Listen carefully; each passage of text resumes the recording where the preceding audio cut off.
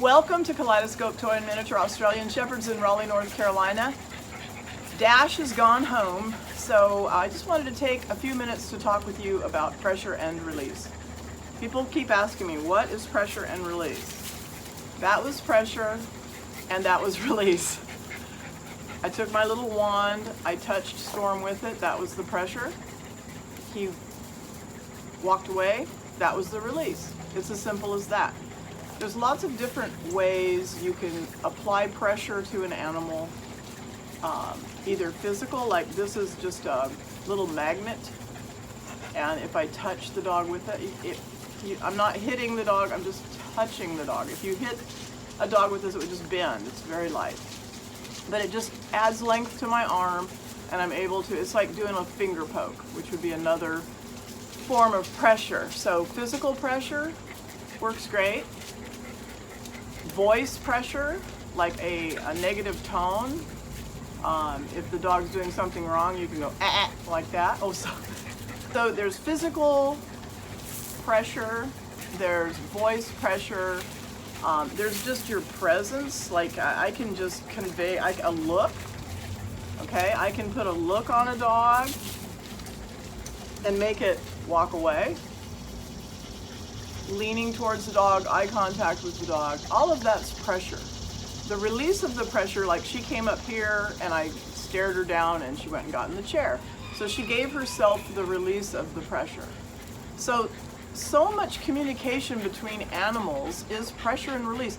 They don't go around, doling out treats for what the dominant dog or dogs, because there's a hierarchy in a pack, they don't go up to a subordinate and offer them a treat in order for that subordinate to get out of their way.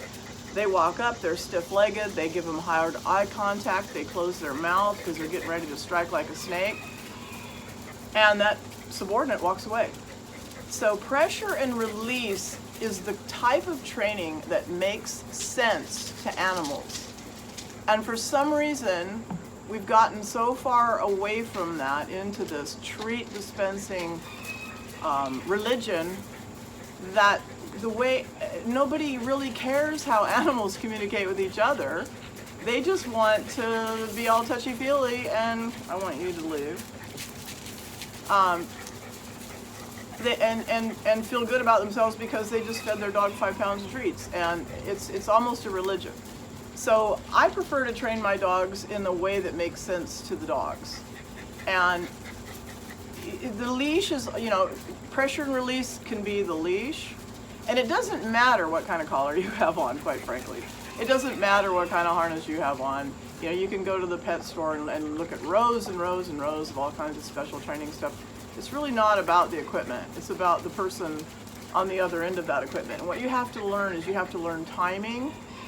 You have to learn when to praise, when to correct, when to ignore. These are all things that just have to be learned. And on the subject of ignore, so this dog's touching me with its nose, and I don't like that. Okay. On the subject of ignore, you'll go to a trainer that's positive only, and you say, my dog is jumping up on me when I get home and barking and jumping and barking. Well, just ignore it until it stops doing it. Okay. They have no concept of dog training, zero. If that dog is jumping and barking on you, making physical contact with you, it is self-rewarding. You can ignore that till the cows come home. The dog is self-rewarding. It's making physical contact with you, and it's doing all of this anxiety, energy release at you. And you standing there ignoring it is rewarding. It's getting rewarded for that. So these people don't know anything about dog training. You have got to take control. I have in here 1, 2, 3, 4, 5, 6, 7, 8, 9 dogs. They didn't all come in. And none of them are touching me. None of them are jumping on me. None of them are barking in my face. None of them are climbing on me. And it's because they've all been trained with pressure and release. They're with me. A dog doesn't have to be like up in your lap, on top of you, to be with you. And I want to talk a little bit about that too, because in pressure and release, we're also doing reward, which is praise. No food, Okay, they get their food in a dish. That's another subject for another video, but you put the food down, they eat it, that's their food. Okay, training is pressure and release. Now, when you're talking about a tiny puppy between 8, because shouldn't come home before 8 weeks, don't touch me. Between 8 and 12 weeks, we are going to use some treats to sort of, lure them into position and things like that.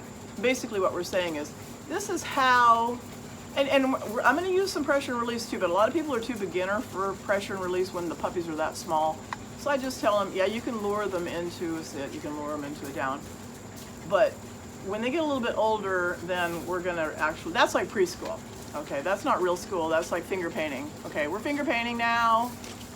But when they get into real school, then, see, she came up very politely. She didn't touch me. She just looked at me like, can I have a little sugar? Of course you can, because you're not being rude. This is my personal space. This is it. This is my personal space. See the one climbing up on me? Oh, Matt, you know better than that. You know better than that. You know better than that. See, I'm just touching him with this. Touch, touch, touch. Because if you push, now it's a game. You push your dog, it pushes back. You push your dog, it pushes back. Now we're having a game and the dog's having fun. So I just have a little something like this, tap, tap, tap. And they go do something else because that's uncomfortable. So anyway, if you're constantly, oh, you're such a good dog. Oh, you're such a good girl. Oh, Jessie, come here, baby. You're such a good girl. Oh, she's so good. Oh, Jessie. Oh, Jessie, you're so good. Oh, my goodness. Oh, she's so good, girl. Good girl. Oh, you're so good. What makes her so good? What does she do? Okay. She's just laying there. Oh, you're such a good doggy. Isn't she a good doggy? Oh, she's a good doggy. Good doggy. Okay, well then when you're training it and you say, oh, you're a good dog, the dog's like, well, why did I have to do that in order to be told I'm a good dog? Because I'm a good dog all the time. I'm a good dog for just laying on the floor, licking my feet. I'm just a good dog. So we're gonna withhold praise for when the dog actually gives us something. When the dog actually gives us something, then we're going to praise it. So I'm getting a little off the subject of pressure and release. So basically pressure, let's go back to pressure and release. Pressure can come from a physical touch. It can come from a look in the eye. It can come from a verbal tone. It can come from, if you saw the video of Dash yapping in my face when I walk in the kennel, it can come from me making a noise, a sharp noise. Now, when I'm correcting a dog, I usually try to correct it with what it was doing to me. For example, he can come up with this bark that, he's just screeching and yapping because that made his owners do what he wants. So if they screech and yap, I get sound activated migraines. Do you hear any barking in here? You're not gonna hear any barking in here. I don't put up with barking. I can't take it. So if he's screeching at me and trying to hurt my ears, well, I'm gonna hurt his ears. I'm gonna take that little plastic cup and I'm gonna tap it on, and he goes, huh? And then as soon as he does that, I take it away. There's the release. See, if he went, huh? And I kept banging on the thing, then he's not gonna get it. So I tap, tap, tap. You can watch that video about barking in the kennel. I tap, tap, tap on the wire, and as soon as he stopped barking and recoiled, I quit. So if they're yapping in my face, I'm gonna yap in their face. If they're jumping on me and giving me physical pressure, I'm gonna give them physical pressure. I'm not hitting these dogs, I'm just touching. I don't need to ever say good dog to any of my dogs, but we as humans, we like to praise the dog. But really, it doesn't care about your praise. It cares about that whatever you're stopping pressure-wise goes away. Because in nature, see, I'm training the dogs in a natural way, the way that they train each other. I have 9 dogs here, and they all know where they belong in the pack. Don't touch me. And so they're laid out all over the ground, and there's no fussing, there's no fighting, there's no problem. because they know the hierarchy, and the hierarchy can change depending on the situation, such as breeding. There's a different breeding hierarchy, but that's a whole nother story. But anyway, so a dominant dog who's over another dog, he doesn't walk up to it, stiffen, close his mouth, hard eye that dog, and it walks away, and then he runs over there and gives it a treat or says, oh, thank you, thank you, thank you for doing that. The release of pressure, the dog went, whoa, that dog's about to strike me like a rattlesnake, and it walks away, and it gets a sigh of relief. That is the reward.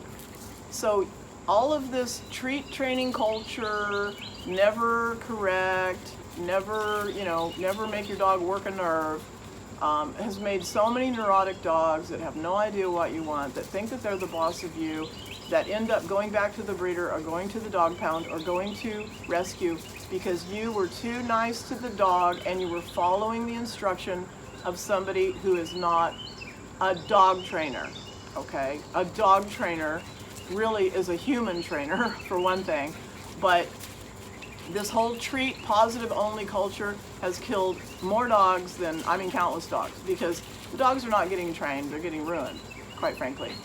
And that's just my opinion, and whatever you think of it is fine with me, but I don't have any problems with my dog. This is hopefully explaining to you about pressure and release.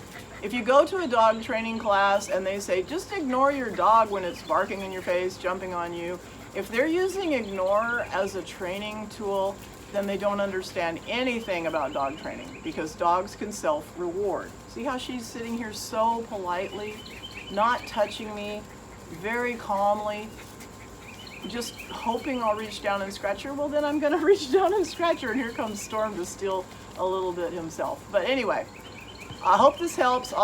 If you have any questions about pressure and release, please comment, ask, comment on this video. What do you think?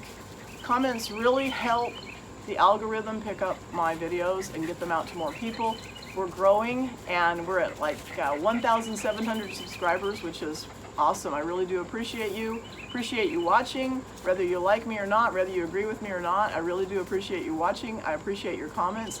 Like and share. Thank you.